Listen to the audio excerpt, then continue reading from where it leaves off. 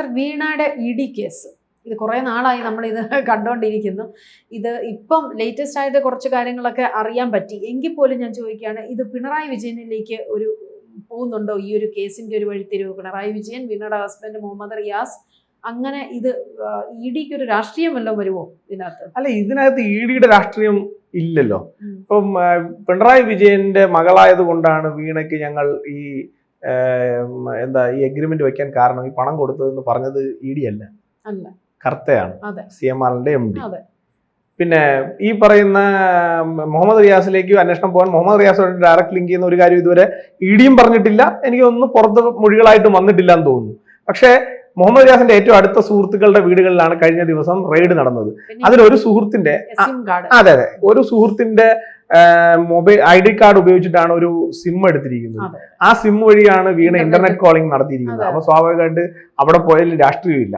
സ്വാഭാവികമായിട്ട് തെളിവുകളുടെ അടിസ്ഥാനത്തിലാണ്. ഇപ്പൊ ഇ.ഡി കൃത്യമായി വിശദീകരിക്കുന്നുണ്ട് എന്തുകൊണ്ട് ഇത്തരം കാര്യങ്ങൾ നടന്നു, ഹവാല ഇടപാട് നടന്നു എന്ന് ഇ.ഡി പറയുന്നതിന് പിൻപറ്റി ഇ.ഡിക്ക് കൃത്യമായ എക്സ്പ്ലനേഷൻ ഉണ്ട്. പക്ഷെ ആ എക്സ്പ്ലനേഷൻ എന്ത് ചെയ്യുന്നില്ല, പിണറായി വിജയനോ മുഹമ്മദ് റിയാസോ വീണ വിജയനോ അതിനെ എതിർക്കുന്നില്ല. മാഡം അവിടെ നോക്കേണ്ട പ്രധാനപ്പെട്ട ഇഷ്യൂ അതാണ്. ഒന്ന്, കേരളത്തിൽ ഈ ഇ.ഡി വിഷയം അല്ലെങ്കിൽ വീണ വിജയന്റെ CMRL ഇഷ്യൂവുമായി ബന്ധപ്പെട്ടിട്ട് മാസപ്പടി വിവാദം തുടങ്ങുമ്പോൾ ഉണ്ടായിരുന്ന ഒരു ചോദ്യമാണ്, എന്ത് സേവനമാണ് വീണ വിജയന്റെ എക്സാലോജിക് CMRL നൽകിയിട്ടുള്ളത്? ഈ ചോദ്യം സിമ്പിളാണ്. ഇപ്പം മുഖ്യമന്ത്രി പത്രസമ്മേളനം നടത്തി, മുഹമ്മദ് റിയാസ് മാധ്യമങ്ങൾക്ക് വൈറ്റ് കൊടുക്കുന്നു, എന്റെ ഭാര്യ കൊടുത്തിട്ടുള്ള സേവനം അല്ലെ ഭാര്യയുടെ കമ്പനി കൊടുത്തിട്ടുള്ള സേവനം ഇന്നതാണ് എന്ന് പറഞ്ഞാൽ തീരാവുന്ന പ്രശ്നമേ ഉള്ളൂ. ശുദ്ധമാണെന്ന് പറയുന്നതിന് മുൻപ് എന്റെ മകൾ അല്ലെങ്കിൽ എന്റെ ഭാര്യ കൊടുത്തിട്ടുള്ള സേവനങ്ങൾ, CMRL നൽകിയിട്ടുള്ള സേവനങ്ങൾ, IT സേവനങ്ങൾ ഇന്നതാണെന്ന് പറഞ്ഞാൽ തീർന്നല്ലോ. പിന്നെ ഒരാൾക്കും ഈ ചോദ്യമില്ല. പക്ഷെ എന്തുകൊണ്ട് നാളിത്രയുമായിട്ടും CPM അതിന് മറുപടി പറയുന്നില്ല, അല്ലെങ്കിൽ പിണറായി വിജയൻ മറുപടി പറയുന്നില്ല, ഭർത്താവായിട്ടുള്ള മുഹമ്മദ് റിയാസ് മറുപടി പറയുന്നില്ല? ഒന്നാമത്തെ ചോദ്യം. രണ്ടാമത്തെ ചോദ്യം, ഇവരെല്ലാം പറയാണ് ഇ.ഡി ഫാക്റ്റുകളല്ല പറയുന്നത്. ആണല്ലോ, ഇ.ഡിക്ക് രാഷ്ട്രീയമുണ്ട്. ഇ.ഡി സെൻട്രൽ ഗവൺമെന്റിന്റെ കയ്യിലെ കളിപ്പാവയായിട്ട് പ്രവർത്തിക്കുന്നു. ഇ.ഡി രാഷ്ട്രീയം പറയുന്നില്ല, ഇ.ഡി രാഷ്ട്രീയമാണ് ചെയ്യുന്നത് എന്ന് പറയുന്നു. അങ്ങനെയാണെങ്കിൽ ഇ.ഡി ഇറക്കിയ പത്രക്കുറിപ്പിനെതിരെ ഒരു ഡിഫമേഷൻ കേസ് കൊടുക്കണം.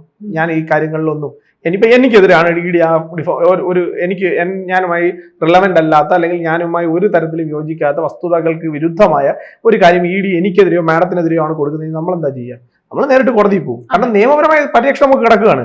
നമുക്ക് സുപ്രീം കോടതി വരെ പോകാനുള്ള അവകാശമുണ്ട്. നമ്മൾ ഇന്ത്യൻ പൗരനാണ്. അപ്പൊ എന്തുകൊണ്ട് മുൻ മുഖ്യമന്ത്രിയായിരുന്ന പിണറായി വിജയൻ അങ്ങനെ പോയിക്കൂടാ? ഇനി അല്ല, ഒരു കമ്പനിക്കെതിരെ ആയതുകൊണ്ട് ഞാൻ ഓൺ ചെയ്യുന്നില്ല എന്നാണെങ്കിൽ എന്തുകൊണ്ട് മകളെ കൊണ്ട് കേസ് കൊടുപ്പിച്ചുകൂടാ? എന്തുകൊണ്ട് മുഹമ്മദ് റിയാസിന് കേസ് കൊടുത്തുകൂടാ? ഇനി മുഹമ്മദ് റിയാസിന്റെ ബിനാമി അല്ല ഇയാളെങ്കിൽ, അല്ലെങ്കിൽ മുഹമ്മദ് റിയാസിന്റെ ഈ സുഹൃത്തിന്റെ ID കാർഡ് ഉപയോഗിച്ച് വീണ ഇത്തരത്തിലുള്ള കോളുകൾ ചെയ്തിട്ടില്ലെങ്കിൽ ആ സുഹൃത്തിന് എന്തുകൊണ്ട് പോയിക്കൂടാ? ഇവരാരും ഓൺ ചെയ്യുന്നില്ല ഇതിനെ. അപ്പൊ ഇവരെല്ലാം ഇതിനെ മൗനമായി അക്സെപ്റ്റ് ചെയ്യാണ്. മുഖ്യമന്ത്രി പറഞ്ഞ കഴിഞ്ഞ പത്രസമ്മേളനത്തിലെ പ്രധാനപ്പെട്ട ഒരു വാക്ക്, വീണയ്ക്കെതിരെ പറയുന്ന എമൗണ്ടുകളൊന്നും വലിയ എമൗണ്ട് അല്ലല്ലോ എന്ന ചോദ്യമാണ് അദ്ദേഹം ചോദിച്ചത്. നിങ്ങൾ ആ പത്രസമ്മേളനം കണ്ടിട്ടുണ്ടെങ്കിൽ മനസ്സിലാവും. വീണയ്ക്കെതിരെ പറയുന്നതിൽ വലിയ തുകയൊന്നും അല്ലല്ലോ പറയുന്നത്. എന്ന് വെച്ചാൽ 20 കോടി രൂപ കമ്മ്യൂണിസ്റ്റ് പാർട്ടിയുടെ കർഷകരുടെയും അടിസ്ഥാന വർഗത്തിന്റെയും സംരക്ഷകരായി ഏറ്റവും താഴെത്തട്ടിൽ നിന്ന് ഒരു ചെത്തുകാരന്റെ മകനാണ് താൻ എന്ന അഭിമാനത്തോടു കൂടി പറഞ്ഞ് ഈ പൊതുരാഷ്ട്രീയ മണ്ഡലത്തിലേക്ക് കടന്നു വന്ന 1 രൂപയുടെ വരുമാനം ഉണ്ടാകാൻ ഒരു ജോലിയും ചെയ്യാത്ത സഖാവ് പിണറായി വിജയൻ എന്ന് പറയുന്ന ഏറ്റവും കറകളഞ്ഞ കമ്മ്യൂണിസ്റ്റുകാരൻ എന്ന് ഇന്നും CPMകാർ വിശ്വസിക്കുന്ന പിണറായി വിജയന്റെ മകൾക്ക് 20 കോടി രൂപ അല്ലെങ്കിൽ പിണറായി വിജയന് 20 കോടി രൂപ ഒരു വലിയ തുകയല്ലെങ്കിൽ അപ്പോൾ കമ്മ്യൂണിസ്റ്റ് പാർട്ടി എവിടെ എത്തി എന്നുള്ളത് നമ്മൾ പറയണ്ട, ജനങ്ങൾ തീരുമാനിക്കട്ടെ എന്നുള്ളതാണ് എനിക്ക് അതിനകത്തുള്ള മറുപടി. ഇപ്പൊ ഇതിനകത്ത് ഒട്ടേറെ പുകമറകളുണ്ട്. ഈ പുകമറകളൊക്കെ ഒറ്റ മിനിറ്റ് കൊണ്ട് മാറ്റാൻ പറ്റും. ഇപ്പൊ മാഡത്തിനെതിരെയാണ് ഇങ്ങനെ ഒരു ആരോപണം വരുന്നത്, എനിക്കെതിരെയാണ് ഇങ്ങനെ ഒരു ആരോപണം വരുന്നത്. എന്റെ കൈകൾ ശുദ്ധമാണെന്ന് ഞാൻ ഇങ്ങനെ വന്നിരുന്ന് പറയണ്ടല്ലോ. എന്റെ കൈകൾ ശുദ്ധമാണെങ്കിൽ ഞാൻ ഡോക്യുമെന്റ് സഹിതം വന്നിരുന്നാൽ മതിയല്ലോ. ഞാൻ ഇന്ന കാര്യത്തിന് ഇന്ന സേവനത്തിനാണ് കൊടുത്തത്, AMC കൊടുത്ത എഗ്രിമെന്റ് ഇതായിരിക്കുന്നു, ഇന്ന സേവനത്തിനാണ് ഞാൻ എഗ്രിമെന്റ് ചെയ്തത്, ഇന്ന സേവനങ്ങൾ ഇത്ര വർഷം ഞങ്ങൾ കൊടുത്തു, അതിന്റെ ഭാഗമായി ഞങ്ങൾക്ക് ഇത്ര രൂപ കിട്ടി, എന്റെ അക്കൗണ്ട് സ്റ്റേറ്റ്മെന്റ് ഇതായിരിക്കുന്നു, ഈ അക്കൗണ്ട് സ്റ്റേറ്റ്മെന്റ് പ്രകാരം ഞാൻ ഇത്ര രൂപ വാങ്ങിയിട്ട് ഇത്ര, ഞാൻ എല്ലാം ക്ലിയർ കട്ടാണ്, എനിക്ക് ഒരു പേടിയില്ല. ഇനി 20 കോടി രൂപ ഞാൻ വിദേശത്ത് അയച്ചിട്ടുണ്ട്, അതിന് ഡോക്യുമെന്റ് ഉണ്ട്, ഡോക്യുമെന്റ് ഇത് എങ്ങനെ വച്ചു കഴിഞ്ഞാൽ തീരാവുന്ന പ്രശ്നമല്ലേ ഉള്ളൂ. അപ്പൊ ഇത് വയ്ക്കുന്നില്ല എന്ന് പറയുന്നിടത്ത് തന്നെ ഒരു സംശയം വരുന്നു. ചോദ്യം ചോദിച്ചിട്ട് മറുപടി പറയുന്നില്ല എന്നുള്ളിടത്ത് തന്നെ വലിയ വലിയ വലിയ സംശയങ്ങൾ വരുന്നു. CPMനകത്ത് ഞാൻ മാഡത്തിനോട് പറയാം, AKG സെന്ററിന്റെ അഡ്രസ് വെച്ചുകൊണ്ട് ഒരു പാർട്ടി മെമ്പർ അല്ലാത്ത പിണറായി വിജയൻ തുടങ്ങിയാൽ നമുക്ക് സഹായിക്കാം. കാരണം പിണറായി വിജയൻ പാർട്ടിയുടെ സെക്രട്ടറി ആയിരുന്നു, പിണറായി വിജയൻ പാർട്ടിയുടെ മുതിർന്ന നേതാവാണ്. പിണറായി വിജയന്റെ മകൾ പാർട്ടി മെമ്പർ പോലുമല്ല, പാർട്ടി മെമ്പർ പോലും അല്ലാത്ത വീണ എങ്ങനെയാണ് AKG സെന്ററിന്റെ അഡ്രസ്സിൽ ഒരു കമ്പനി രജിസ്റ്റർ ചെയ്യുക? അപ്പൊ അതിന് വിശദീകരിക്കാൻ എന്തുകൊണ്ട് CPM സാധിക്കുന്നില്ല? എന്തുകൊണ്ട് പിണറായി വിജയന് സാധിക്കുന്നില്ല? തന്റെ കൈകൾ ശുദ്ധമാണെന്ന് ഇങ്ങനെ ഉയർത്തി പറയണ്ടെന്നേ. തന്റെ കൈകൾ ശുദ്ധമാണെങ്കിൽ അത് ശുദ്ധമാണ് എന്ന് തെളിയിക്കാൻ അദ്ദേഹത്തിന് ഒട്ടേറെ അവസരങ്ങളുണ്ട്. അദ്ദേഹം എന്തുകൊണ്ട് അവസരം ഉപയോഗിക്കുന്നില്ല? പിണറായി വിജയനെ സംബന്ധിച്ചിടത്തോളം അദ്ദേഹത്തിനും അദ്ദേഹത്തിന്റെ കുടുംബത്തിനും നിരപരാധിത്വം തെളിയിക്കാനുള്ള ഒട്ടേറെ അവസരങ്ങൾ ഈ പൊതുസമൂഹത്തിനകത്ത് ലഭിച്ചിട്ടുണ്ട്. പക്ഷെ അദ്ദേഹം അത് ഉപയോഗിക്കാതിരിക്കും തോറും അദ്ദേഹത്തെ കുറിച്ചുള്ള കേരളീയ പൊതുസമൂഹത്തിന്റെ നിലപാട് അദ്ദേഹം തെറ്റുകാരനാണ്, അദ്ദേഹം ഉപ്പ് തിന്നിട്ടുണ്ട്, വെള്ളം കുടിക്കും എന്നുള്ള നിലപാടിലേക്ക് കേരളീയ പൊതുസമൂഹം മാറി.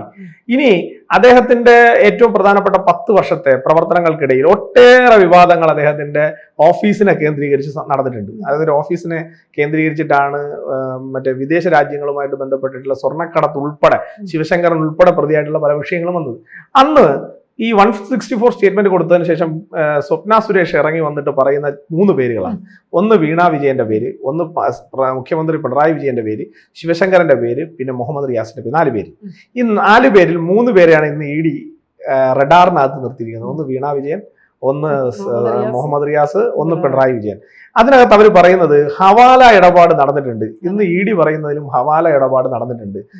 ഈ പറയുന്ന ഏതാണ്ട് 80 ലക്ഷം രൂപ ഹവാല പ്രവർത്തനത്തിന് വേണ്ടിയിട്ട് അല്ലെ ഹവാല വഴി ദുബായിലേക്ക് കൊടുത്തു എന്നുള്ളതാണ് EDയുടെ കണ്ടെത്തൽ. അന്ന് സ്വപ്ന സുരേഷ് പറയുന്നതിൽ ഒരു വേർഡ്, ഞാൻ 164 സ്റ്റേറ്റ്മെന്റ് ആയതുകൊണ്ട് എനിക്ക് ഇതിൽ കൂടുതൽ പറയുന്നതിന് പരിമിതികളുണ്ട് എന്ന് പറഞ്ഞവർ അതിനെ അവസാനിപ്പിക്കുകയാണ്. അപ്പോൾ സ്വാഭാവികമായിട്ട് നമ്മൾ ആ മിസ്സിംഗ് ലിങ്ക്സ് ഇങ്ങനെ വായിച്ചു പോയാൽ പിണറായി വിജയനെയും സ്വപ്ന സുരേഷും വീണ വിജയനും അതുപോലെ തന്നെ മുഹമ്മദ് റിയാസും ഇതിൽ എങ്ങനെയാണ് കണ്ണികളായി മാറുന്നത് എന്നുള്ളത് നമുക്ക് കൃത്യമായി കിട്ടും. ഇനി ഒരു കാര്യം ഞാൻ കൃത്യമായി പറയാം, ഏതെങ്കിലും ഘട്ടത്തിൽ ഇതിനകത്ത് രാഷ്ട്രീയം കടന്നുകൂടിയിട്ടുണ്ടെങ്കിൽ സ്വാഭാവികമായിട്ടും EDക്ക് ഇങ്ങനെ പെർഫോം ചെയ്യാൻ പറ്റില്ല. കാരണം ED തെളിവുകളില്ലാതെ കോടതികളിലേക്ക് പോയാൽ ED കൊണ്ടുപോകുന്ന പേപ്പറിന് അതുപോലെ കീറിയെറിയാൻ കോടതികൾക്ക് അവകാശമുണ്ട്. കോടതി ഒരു ഘട്ടത്തിൽ CMRന്റെ കംപ്ലൈന്റിന്റെ അല്ലെങ്കിൽ CMRന്റെ പരാതിയുടെ അടിസ്ഥാനത്തിൽ കോടതി അന്വേഷണത്തിനെ അല്ലെങ്കിൽ മരവിപ്പിച്ചു വെച്ചിരുന്നു. CMRനെതിരായിട്ടുള്ള വീണ വിജയന്റെ ഈ പറയുന്ന മാസപ്പടി വിവാദത്തിലെ അന്വേഷണത്തെ മരവിപ്പിച്ചു വെച്ചിരുന്നു. ആ മരവിപ്പിച്ചു വെച്ചിരുന്ന മാസപ്പടി വിവാദം ആ വിഷയം അവർ റീ ഓപ്പൺ ചെയ്യാൻ പറഞ്ഞതിന്റെ പിറ്റേന്ന് ED തിരുവനന്തപുരത്ത് വീണ വിജയന്റെ വീട്ടിൽ വന്നു. അന്നാണ് ഈ പറയുന്ന ED ഉദ്യോഗസ്ഥന്മാരെ തിരുവനന്തപുരത്ത് CPMന്റെ ഗുണ്ടകൾ ചേർന്നിട്ട് ആക്രമിക്കുന്നു. അപ്പോൾ എന്റെയോ ചേച്ചിയുടെ വീട്ടിലാണ് അല്ലെങ്കിൽ താങ്കളുടെയോ വീട്ടിലാണ് ഇങ്ങനെ ഒരു അന്വേഷണത്തിന് ഒരാൾ പറഞ്ഞു. നമ്മൾ കുറ്റം ഒന്നും ചെയ്തിട്ടില്ല. നമ്മൾ എത്ര വലിയ രാഷ്ട്രീയ നേതാവായിരിക്കും. അമിത്ഷായുടെ വീട്ടിൽ റെയ്ഡ് നടന്നിട്ടുണ്ട്, നരേന്ദ്രമോദിജിയുടെ വീട്ടിൽ റെയ്ഡ് നടന്നിട്ടുണ്ട്, അദ്വാൻജിയുടെ വീട്ടിൽ റെയ്ഡ് നടന്നിട്ടുണ്ട്, നിതിൻ ഗഡ്കരിജിയുടെ വീട്ടിൽ റെയ്ഡ് നടന്നിട്ടുണ്ട്. അന്നൊന്നും ഇന്ത്യയിൽ ഒരിടത്തും ഇതുപോലെ ഒരു അന്വേഷണ ഏജൻസിനെയും കയ്യേറ്റം ചെയ്തതായിട്ട് നിങ്ങൾക്ക് കാണാൻ സാധിക്കില്ല. അവസാനമായി കയ്യേറ്റം ചെയ്തത് ശാരദാ ഫണ്ട് കേസിൽ ഈ പറയുന്ന വെസ്റ്റ് ബംഗാളിലെ മമതാ ബാനർജിയുടെ ടീമാണ് അല്ലെങ്കിൽ അവരുടെ ഗുണ്ടകളാണ് അവിടെ ഈ പറയുന്ന ED ഉദ്യോഗസ്ഥന്മാരെ കൈകയറ്റം ചെയ്തത്. ആ കൈകയറ്റം ചെയ്തതിന് ശേഷം മമതാ ബാനർജി ഇന്ന് എവിടെ ഇന്ത്യൻ പൊളിറ്റിക്സിൽ എവിടെ നിൽക്കുന്നു എന്നുള്ളത് ഒരു പ്രധാനപ്പെട്ട ചോദ്യമാണ്. അതിനോടൊപ്പം ഞാൻ ചേർത്തത്, ഇപ്പൊ ഞാനും താങ്കളും തെറ്റ് ചെയ്തിട്ടില്ല. നമ്മുടെ വീട്ടിൽ ഒരു അന്വേഷണ ഏജൻസി വരുന്നു, അന്വേഷിക്കുന്നു, നമുക്ക് എന്താ പേടിക്കാനുള്ളത്? നമുക്കൊരു പേടിയില്ല. നമ്മൾ എന്തിനാ വെളിയിൽ ആളെ വിളിച്ചു കൂട്ടുന്നത്? എന്തിനാ വെളിയിലേക്ക് ഇറങ്ങുമ്പോഴത്തേക്ക് ഈ ഉദ്യോഗസ്ഥന്മാരെ കയ്യേറ്റം ചെയ്യുന്നത്? നമ്മളൊന്നും ചെയ്തിട്ടില്ലെങ്കിൽ, കൈകൾ ശുദ്ധമാണെങ്കിൽ, നമ്മൾ ഉപ്പ് തിന്നിട്ടില്ലെങ്കിൽ, നമ്മുടെ മടിയിൽ കനമില്ലെങ്കിൽ നമ്മൾ എന്ത് ചെയ്യണം? നമ്മൾ ധൈര്യത്തോടു കൂടി നിയമത്തിന്റെ വഴിയിലൂടെ ഈ വിഷയത്തിന്റെ അവസാനം വരെ നമ്മൾ പോകണ്ടേ? ED രാഷ്ട്രീയം കളിക്കുന്നുണ്ടെങ്കിൽ നിയമപരമായി EDയെ കൊണ്ട് മാപ്പ് പറയിക്കാൻ നമുക്ക് സാധിക്കും, EDയെ കൊണ്ട് മറുപടി പറയിക്കാൻ നമുക്ക് സാധിക്കില്ലേ? നമുക്ക് എന്തുകൊണ്ട് അവസരം യൂട്ടിലൈസ് ചെയ്യുന്നില്ല? ഇവിടുത്തെ ഒരു സാധാരണപ്പെട്ട ഒരാൾക്ക്, ഇപ്പൊ എനിക്കോ മാഡത്തിനോ ഒരു പോലീസ് ഉദ്യോഗസ്ഥൻ വിചാരിച്ചാൽ നമ്മളൊരു കള്ളക്കേസിൽ കുടിക്കാം. പക്ഷെ നമ്മളൊരു കള്ളക്കേസിൽ കുരുങ്ങിക്കഴിഞ്ഞാൽ ഉടനെ പോലീസ് ഉദ്യോഗസ്ഥനെ ആളെ വിട്ടടിപ്പിക്കുകയാണ് ചെയ്യുന്നത്. അല്ലല്ലോ. ഇപ്പൊ സുഗതൻ, ഞങ്ങളുടെ പ്രിയപ്പെട്ട കൗൺസിലർ സുഗതൻ ജയിലിലാണ്. എത്ര ദിവസമായി ജയിലില്? ഞങ്ങള് ആളെ വിട്ട് ഉദ്യോഗസ്ഥന്മാരെ അടിക്കാനല്ലല്ലോ നിന്നത്. ഞങ്ങൾ നിയമപരമായി ഇന്ന് സുപ്രീം കോടതിയിലേക്ക് ഞങ്ങൾ പോവുകയാണ്. സുപ്രീം കോടതിയിലേക്ക് പോയി ആ കേസിൽ ഞങ്ങൾ ഈ ഉദ്യോഗസ്ഥന്മാരെ കൊണ്ട് മാപ്പ് പറയിപ്പിക്കും അല്ലെങ്കിൽ മറുപടി പറയിക്കും. അവന്റെ തൊപ്പി ഉരുവിപ്പിക്കാനുള്ള പണിയുമായിട്ട് ഞങ്ങൾ മുന്നോട്ട് പോകും. എന്തുകൊണ്ടാണ്? ഞങ്ങൾക്ക് നിയമപരമായി മുന്നോട്ട് പോകാനുള്ള ധൈര്യമുണ്ട്. കാരണം ഞങ്ങളുടെ മടിയിൽ കനമില്ല.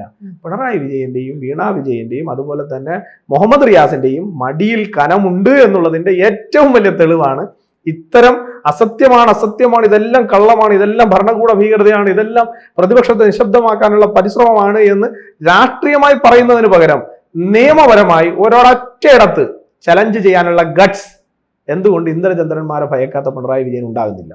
ഈ ചോദ്യത്തിന് പിണറായി വിജയൻ കേരളത്തിന്റെ പൊതുസമൂഹത്തോട് മറുപടി പറയും. എന്നോടൊന്നും പറയണ്ട, പൊതുസമൂഹത്തോട് മറുപടി പറയും. കൂടുതൽ വാർത്തകളും വിശേഷങ്ങളും നിങ്ങളിലേക്ക് എത്താൻ ABC മലയാളം സബ്സ്ക്രൈബ് ചെയ്യുക, ബെൽബട്ടനും അമർത്തുക.